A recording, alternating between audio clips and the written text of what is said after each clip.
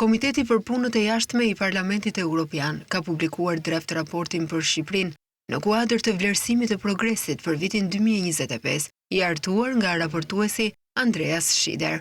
Në dokument shprehet shqetësim për polarizimin e vazhdueshëm politik dhe përplasjet që sipas hartuesit minojnë kontrollin parlamentar, besimin publik dhe funksionimin efektiv të institucioneve demokratike.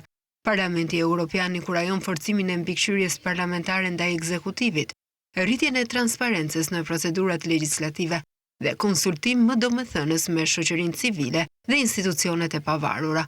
Në fushën e sundimit të ligjit dhe drejtësisë, raporti përshëndet vijimin e reformës në drejtësi dhe procesin e vettingut, por thekson se korrupsioni mbetet një shqetësim serioz. Shqipëria duhet të konsolidojë më tej rezultatet konkrete në hetim, ndjekje penale dhe dënime përfundimtare, veçanërisht në rastet e korrupsionit në nivelet e larta.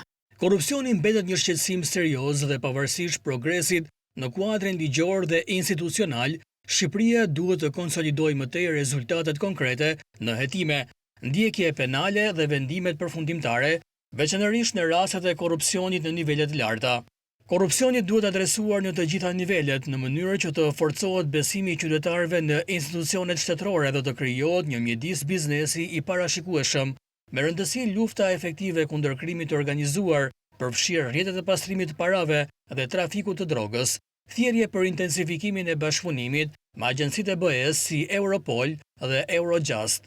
Në aspektin e të drejtave themelore, theksohet nevoja për mbrojtjen e lirisë së shprehjes dhe pluralizmit mediatik dhe hetim efektiv të kërcënimeve ndaj gazetarëve. Gjithashtu kërkohen masa më të forta për mbrojtjen e grupeve vulnerabël dhe zbatim efektiv i legjislacionit kundër diskriminimit. Thirrje për përpjekje të mëtejshme në mbrojtje të lirisë së shprehjes dhe pluralizmit mediatik, garantimin e mbrojtjes ndaj presionit politik dhe ekonomik mbi gazetarët, si dhe hetimin efektiv të kërcënimeve dhe sulmeve ndaj profesionistëve të medias. Shqipëria të forcojë kuadrin institucional për mbrojtjen e pakicave dhe grupeve të cënueshme, përfshirë komunitetet rom dhe egjiptian, personat me aftësi të kufizuara, punëtorët migrantë dhe personat LGBTIQ+, si dhe të sigurojë zbatimin efektiv të legjislacionit kundër diskriminimit, shpreh shqetësim për retorikën kundër barazisë gjinore të pranishme në diskursin politik. Sa i përket administratës publike, në draft raport kërkohen përpjekje të mëtejshme për të garantuar rekrutimin mbi bazë merite dhe depolitizimin e shërbimit civil.